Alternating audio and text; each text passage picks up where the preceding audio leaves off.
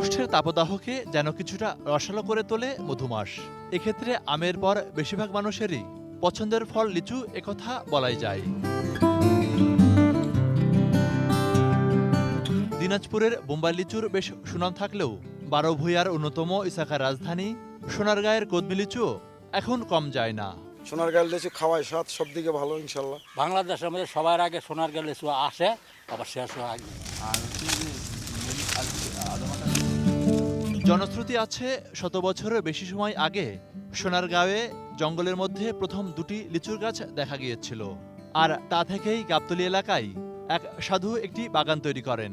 সেই খ্যাতির সাক্ষী হয়ে এখনো ফল দিচ্ছে সেই পুরনো গাছগুলো। এক সাধু ছিল, ওই সাধু আইয়া এইটা থেকে কলব করতে এই বাগানটা করে দিয়েছে। এটার কলবের থেকে পুরা সোনারগাঁও ছড়াইছে। স্বল্প পরিশ্রম এবং অন্যান্য ফল ও ফসলের চেয়ে বেশি লাভ হয় অনেকেই এখন লিচু চাষে ঝুঁকছেন। গড়ে উঠছে নতুন নতুন বাগান।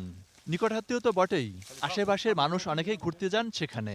বাজারে এরকম অ্যাভেলেবেল দেখা যায় না, গাছে যে টাটকা দেখতে পাইতেছি সেটা তো আর পাবো না। উৎপন্ন হয় ভালো, ফল হয় ভালো, আপনার খাওয়ায় ভালো, চাহিদা ভালো, সেজন্য মানে সবাই আগ্রহী লিচু বাগানটার জন্য। এবছর দেখা গেছে আমরা এরকম একটা বাগানেতে 4-5-7 লাখ টাকা পাই।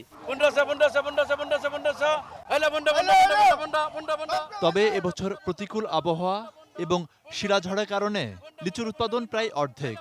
ফলে লোকসান গুনতে হচ্ছে ব্যবসায়ীদের। আমি তো 20 বছর ধরে এই ব্যবসা অভিজ্ঞতা।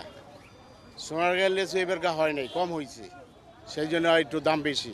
যেটা বড় সাইজ এটা 5,000 5,500 বিক্রি হয়েছে হাজার। অবশ্য এবছর লিচুর ফলন কম হলেও কীটনাশক এবং কেমিক্যাল ব্যবহারের বদলে প্রাকৃতিক ওষুধ ব্যবহারে চাষিদের উদ্বুদ্ধ করা হচ্ছে বলে জানালেন এই কৃষি কর্মকর্তা। বাগানে লিচু হারভেস্ট করার এক সপ্তাহ আগে কোনো কীটনাশক দিতে আমরা সবসময় কৃষকদেরকে পরামর্শ দিয়ে থাকি, কিন্তু অনেকে আছে যে আমাদের অগোচরে তারা না বুঝে এটা দিয়ে থাকে। মনিরুল ইসলাম মিন্টু, 18 নিউজ, সোনারগাঁও, নারায়ণগঞ্জ।